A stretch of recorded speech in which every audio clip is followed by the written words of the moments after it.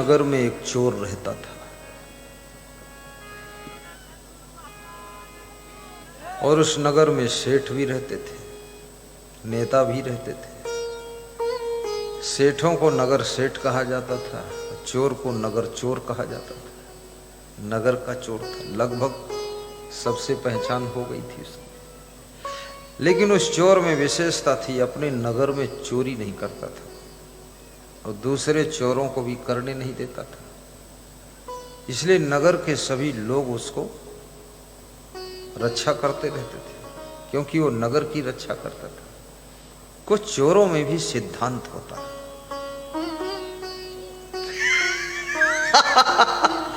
हाँ, कुछ नियम होते, कुछ नेताओं में भी सिद्धांत होता है।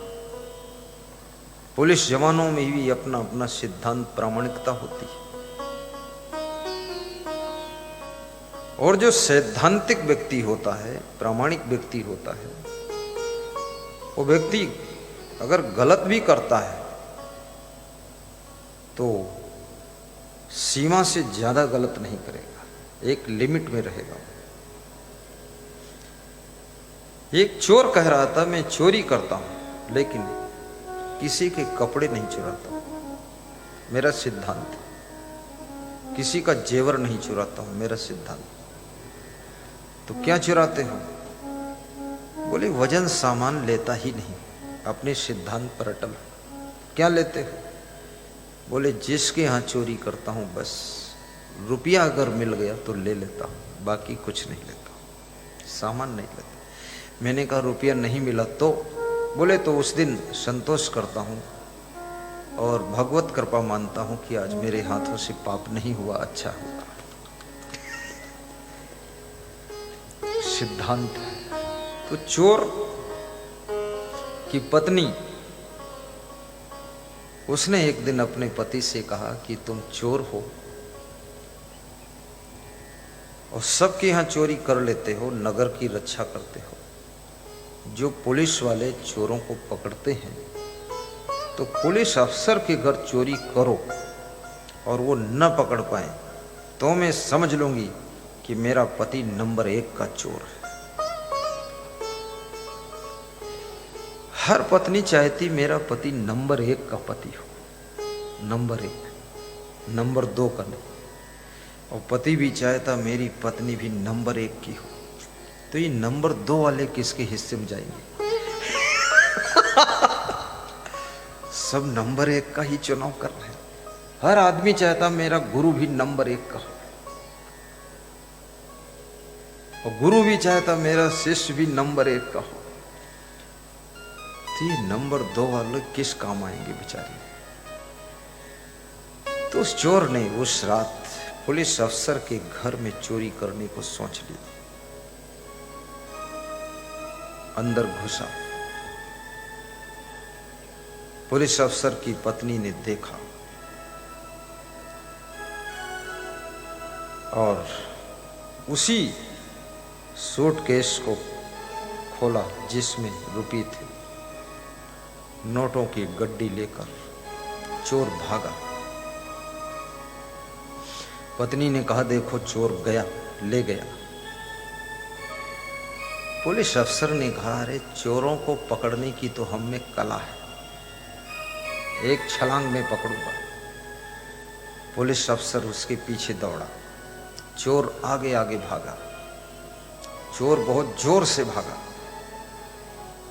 पुलिस अफसर के फेफड़े फूल गए, हाफ गया, थक गया, लेकिन चोर की स्पीड कम ही नहीं हो रही थी।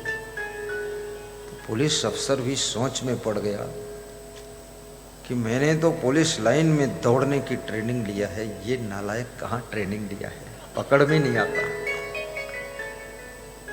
भाग गया। लेकिन पुलिस अफसर ने पीछा नहीं छोड़ा, क्योंकि घर का मामला, बदनामी ज्यादा।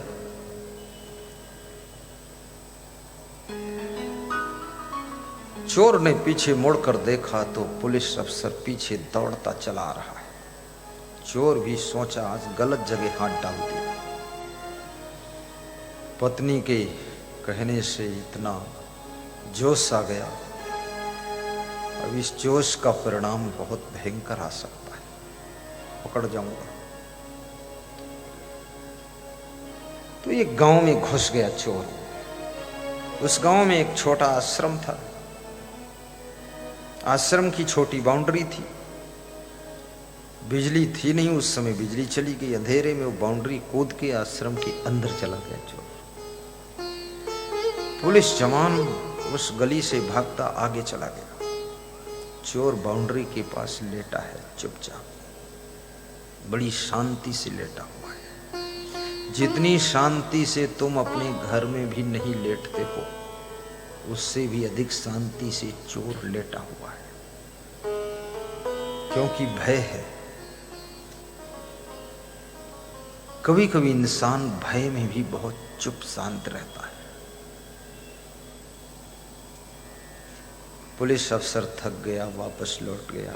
पत्नी ने पूछा चोर मिला? बोले नहीं मिला। पत्नी दुखी हो गई, रोने लगी। स्त्रियों को दुख जल्दी लग जाता है, क्योंकि इनके शरीर में वो केमिकल है जिससे कि ये बहुत जल्दी रोती है, बहुत जल्दी हंसती है, बहुत जल्दी सोती हैं, बहुत जल्दी जागती हैं, और बहुत जल्दी मुस्कुराती हैं, और बहुत जल्दी थोड़ा डांट भी देती है।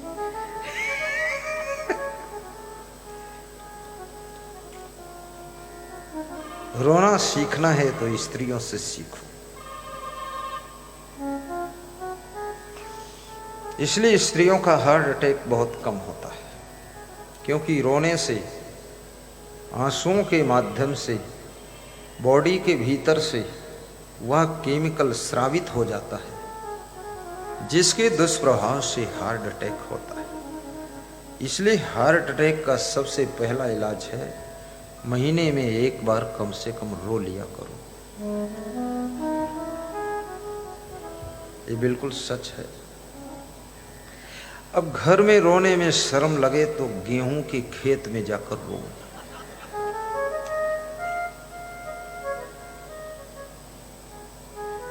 रोने से भी मन हल्का हो जाता है, आंसुओं से सब केमिकल निकल जाता है।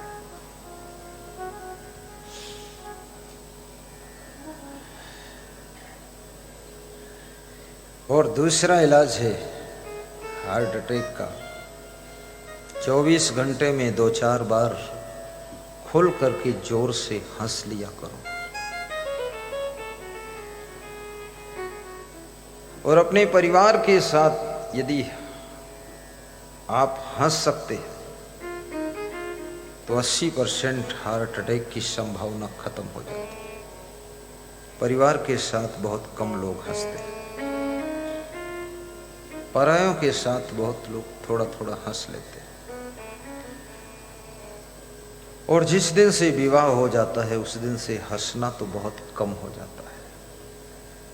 ना जाने कौन सा लोड आ जाता है, बिल्कुल ओवरलोड। एक घोड़े पर दूल्हा बैठा जा रहा था, तो घोड़ा बीच बीच हंसता था, ही ही ही ही ही ही ही ही ही ही। तो साइड में एक दूसरा घोड़ा खड़ा था, उसने उस घोड़े से पूछा कि भाई साहब आप इतना क्यों हंसते, क्यों खुश हैं? तो उस घोड़े ने कहा कि मेरी पीठ पर जो बैठा है आज वो भी हंस रहा है। बोले कौन है? बोले ये दूल्हा है, ये भी हंस रहा है, खुश है। बोले तो तू क्यों हंस रहा, तेरी पीठ पर तो वजन है। बोले मैं इसलिए हंस रहा हूँ कि आज मेरी पीठ पर इस दूल्हे का वजन है, अब ये हंस रहा है तो मैं इसलिए हंस रहा हूँ, कल से इसकी पीठ पर इतना बड़ा वजन आने वाला है कि ये जिंदगी भर रोएगा। बहुत खतरनाक।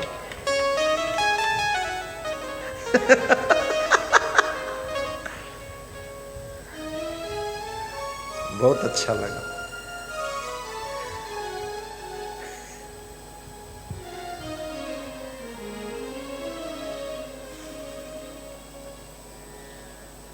हंसते रहो ये जिंदगी बेकार न हो जाए, हंसते रहो ये जिंदगी बेकार न हो जाए। सपने में किसी जीव का अपकार न हो जाए, हंसते रहो ये जिंदगी बेकार ना हो जाए, बेकार ना हो जाए। हंसते रहो ये जिंदगी बेकार ना हो जाए, बेकार ना हो जाए। सपने में किसी जीव का, सपने में किसी जीव का अपकार ना हो जाए, अपकार ना हो जाए। परोपकार प्रसन्नता प्रदान करता है। जब तुम्हारे हाथों से किसी का अपकार हो जाता है, मन में खिन्नता आ जाती है। चाहे तुमने जोश खरोश में किसी का अपकार किया हो, लेकिन मन जब तुम अकेले होते हो तो सोचता है हुआ तो गलत है मुझसे, लेकिन क्या करें।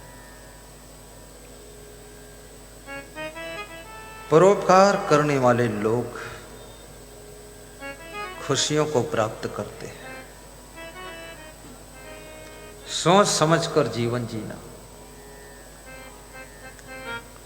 मैंने सुना है कि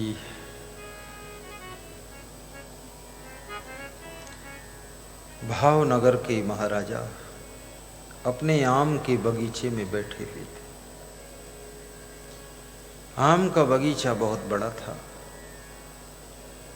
उसके चारों ओर बाउंड्री थी और बाउंड्री के बाहर सड़क थी।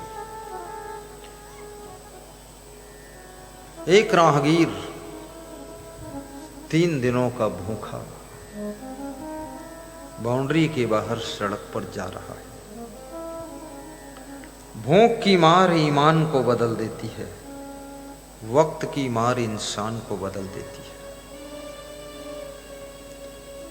उसने सड़क से एक पत्थर उठाया और आम के पेड़ के ऊपर जोर से मारा। 2-4 आम के फल गिरे, खुश हो गया। भूख न जाने बासी भात, नींद न जाने टूटी खाट, प्यास न जाने धोबी घाट। ठीक से प्यास लगी हो, धोबी के घाट पर तो बहुत कपड़ों का मैल होता है, फिर भी आदमी पानी पी लेता है। नींद खूब आ रही हो, टूटी खाट पर भी आप सो जाते हैं, बिस्तर की जरूरत है। कई रिक्शा चलाने वाले लोग रिक्शे पर ही सो जाते हैं, और कितने लोगों को डबल बेड पर भी नींद नहीं आ रही। बेड तो डबल है, नींद सिंगल भी नहीं नींद नहीं आती। और जब नींद ना आए और भूख ना लगे तो समझ लेना आपके जीवन में मन में कोई चिंता है, मन में कोई टेंशन है, आपके शरीर में कोई बीमारी जन्म लेने वाली है। भूख ना लगना बड़ी बीमारी का संकेत है, और ठीक से नींद ना आना भयंकर बीमारी का संकेत है। ज्यादा बीमार होंगे आप। और इस दुनिया में कितना ही जाग लो, पर बहुत कुछ होने वाला नहीं। तुम 22 घंटे जागो, पागल बन जाओ, किसी कोई मतलब ही नहीं तुमसे। खूब जागते रहो, भागते रहो, चिल्लाते रहो, दौड़ते रहो। बैल की तरह खसम बिन तेली को बैल भयो। 7 घंटे गहरी नींद का सुख लीजिए। कोई द्रोणागिर पहाड़ आप नहीं उठा सकेंगे।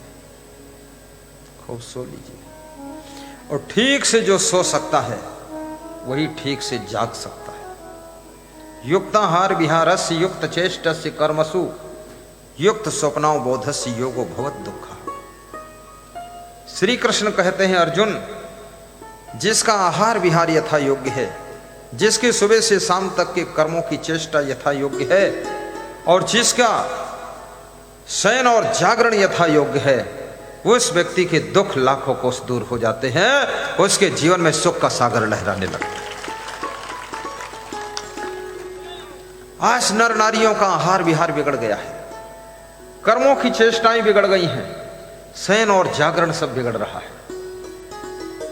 ऐसे ऐसे लोग हैं, न सोते हैं न सोने देते हैं, खुद भी नहीं सोएंगे और तुमको समझाएंगे भी, अरे क्या बात करते हो, रात अपनी है, दिन पर आया, जागो रात भर। पागल बना देंगे तुमको, पर तुम सो जाया करो और समय पर उठ जाया करो। और कभी इमरजेंसी हो तो बहुत देर रात को किसी के यहाँ मेहमान बनना, अन्यथा बस खत्म। 10 बजे के बाद रहने, इमरजेंसी हो गई तो बन जाओ, क्योंकि 10 बजे रात के बाद जब तुम मेहमान बनते हो, बहुत महान व्यक्ति होगा तब तो धन्यवाद देगा, अन्यथा वो पति पत्नी आपस में वाद विवाद करेंगे कि धूर्त पता नहीं इतनी रात को क्यों आया है। तुमको धूर्त बताएंगे, क्यों लफड़े में फंसो फालतू।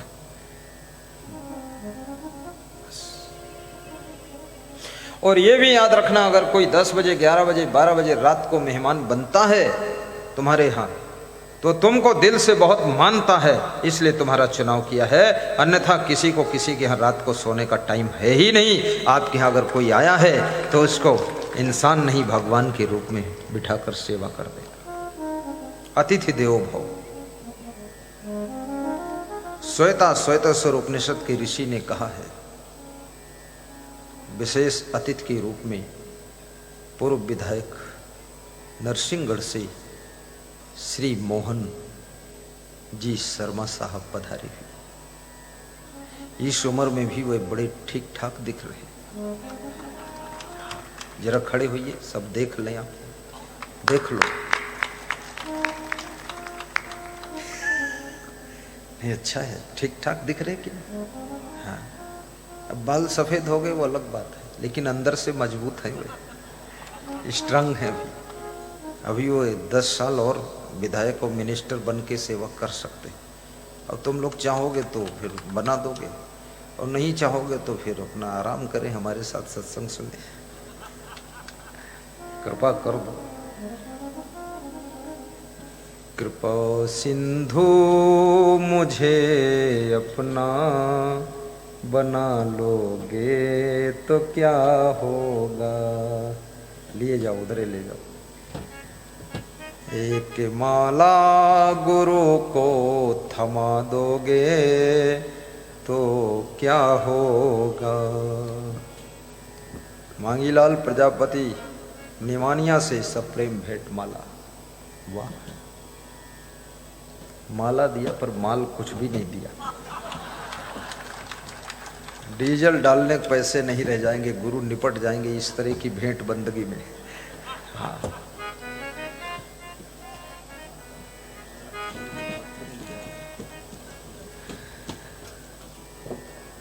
जय हो।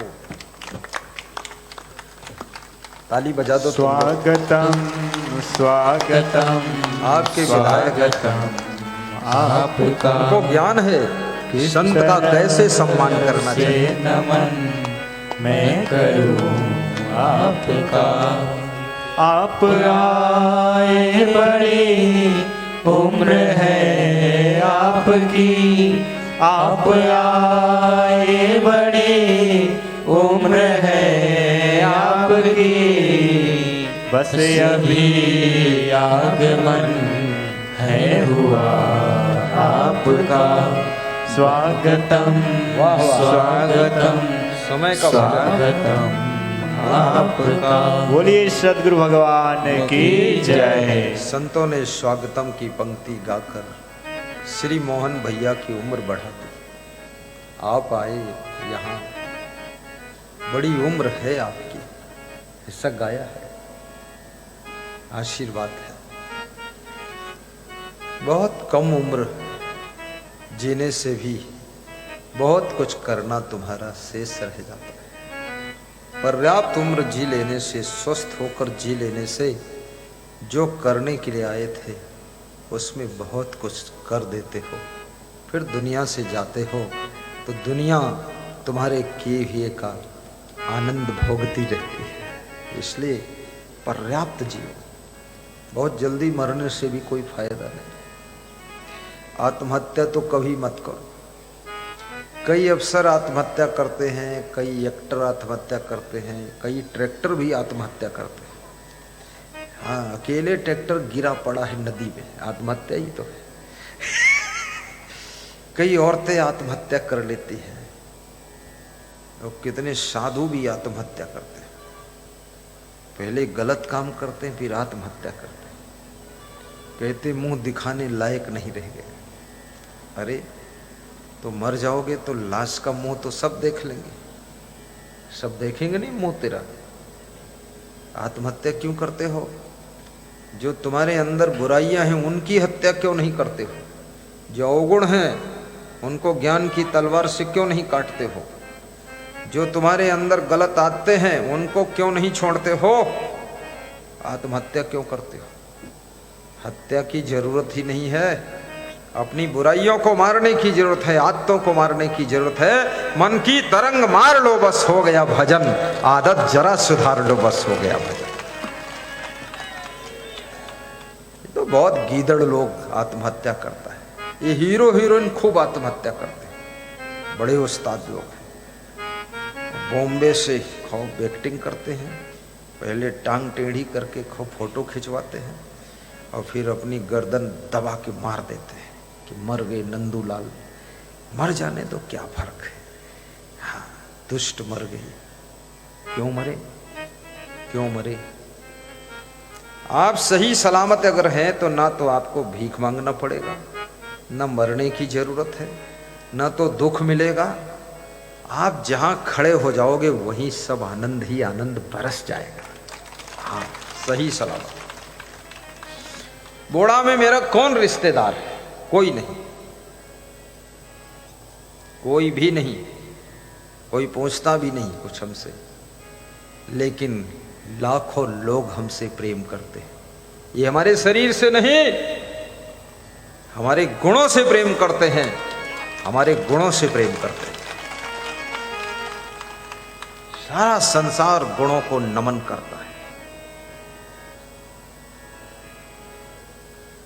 इसलिए धनवान बनने से पहले गुणवान बनो, और गुणवान बनने से पहले यदि धनवान बन गए तो तुम्हारा धन तुम्हारा ही विनाश कर देगा। ये समझ लेना।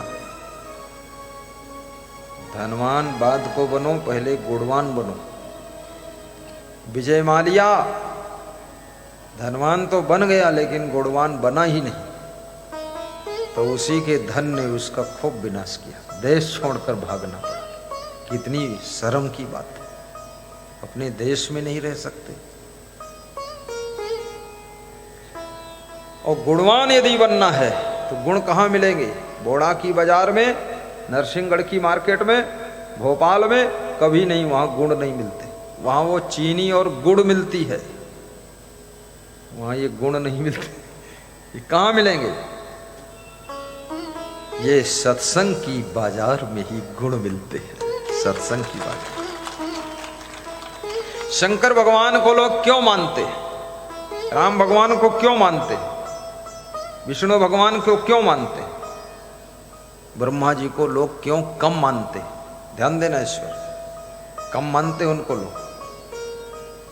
विष्णु भगवान की मूर्ति लोग रख लेंगे, लक्ष्मी जी की रख लेंगे, राम की रख लेंगे, लक्ष्मण की रख लेंगे, सीता जी की रख लेंगे, शिव जी की रख लेंगे, पार्वती जी की रख लेंगे, लेकिन ब्रह्मा जी से लोग थोड़ा डरते हैं।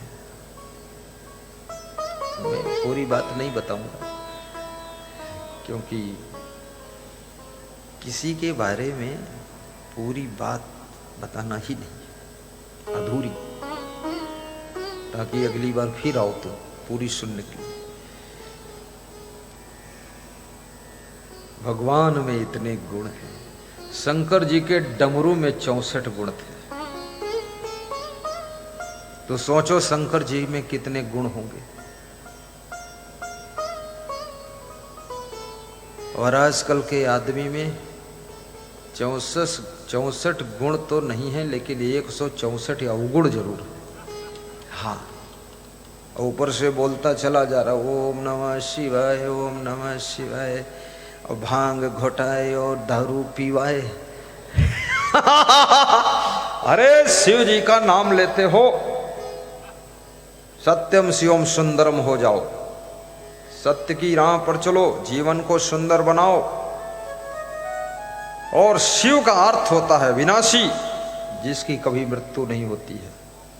अविनाशी स्वरूप आत्मा का बोध प्राप्त करो भगवान का नाम लेकर के। और भगवान का नाम ना लो तो क्या दारू पीने में पाप नहीं लगेगा? कितने लोग कहते हैं अरे वो तो मंदिर में भी जाते हैं और ऐसा काम करते हैं, और हम मंदिर में नहीं जाते, हम बहुत वो ऐसा काम करते हैं। तुम्हें और डबल पाप लगेगा। वो तो मंदिर में जाके कुछ पाप काट भी देता है जाकर, एक तरफ पुण्य भी कर लेता है, और तुम एकदम गंदे नाले में पड़े हुए। तुम सोचते हो हम बहुत चतुर हैं, बिल्कुल भक्ति नहीं करते हैं, पाप खूब करते हैं। भगवान सब देख रहा है, पकड़े जाओगे। भगवान के घर देर है अंधेर नहीं है। भगवान के घर देर है अंधेर नहीं है, अंधेर नहीं है। भगवान के घर देर है अंधेर नहीं है, अंधेर नहीं है। कर्मानुसार फल तो सभी मिलता यही है, कर्मानुसार फल तो सभी मिलता यही है। भगवान के घर देर है अंधेर नहीं है, अंधेर नहीं है। भगवान के घर देर है अंधेर नहीं है, अंधेर नहीं है। कर्मानुसार फल तो सभी मिलता यही है, सभी मिलता यही है। पापों की बेल फूलती और फलती नहीं है, पापों की बेल फूलती और फलती नहीं है। और संतों ने जो कह दिया सो बात सही है, सो बात सही है। संतों ने जो कह दिया सो बात सही है, सो बात सही है। भगवान के घर देर है अंधेर नहीं है, अंधेर नहीं है। कर्मानुसार फल तो सभी मिलता यही है, सभी मिलता यही है। कर्मानुसार फल तो सभी मिलता यही है, सभी मिलता यही है। रुपया जो कमाते याद रखें वे सभी, रुपया जो कमाते याद रखें वे सभी। अन्याय से कमाया धन फलता न है कभी, फलता न है कभी। अन्याय से कमाया धन फलता न है कभी, फलता न है कभी। प्रिय ध्यान रहे न्याय ही करते हैं प्रभु सदा, प्रिय ध्यान रहे न्याय ही करते हैं प्रभु सदा। और जितना लिया है उसी का करना होगा अदा, करना होगा अदा। जितना लिया है उसी का करना होगा अदा, करना होगा अदा। विश्वास के लिए मैं कहानी हूँ सुनाता, विश्वास के लिए मैं कहानी हूँ सुनाता। धर ध्यान सुनो कर्मों का नतीजा हूँ बताता, नतीजा हूँ बताता।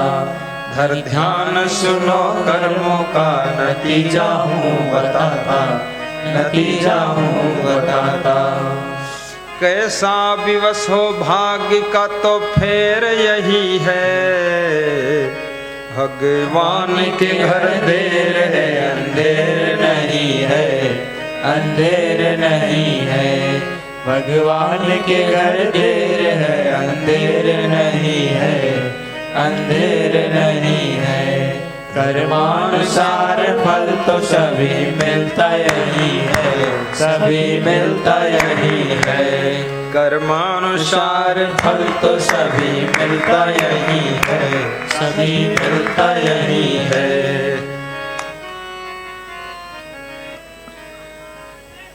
जय। भगवान के घर देर है अंधेर नहीं। क्या है? बहुत अच्छा है, सबको बहुत प्रेम है।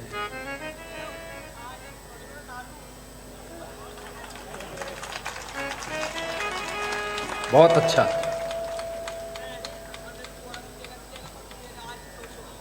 आज से वो दारू छोड़ेगा। दारू के नशे में तो नहीं दारू छोड़ रहे। यदि नशे में, दारू के नशे में जो दारू छोड़ता है वो दारू नहीं छोड़ता है, वो गुरु को ही छोड़ देता है। हाँ, रो रहे हैं, ठीक है, रो लो, सब मैल धो जाएगा। बैठो बैठो, बैठ जाओ बेटा, बैठ जाओ, छोड़ देना दारू। चलो बढ़िया है। नहीं, वास्तव में गुरु के चरणों में अपना अपना एक एक अवगुण भी दान देना चाहिए।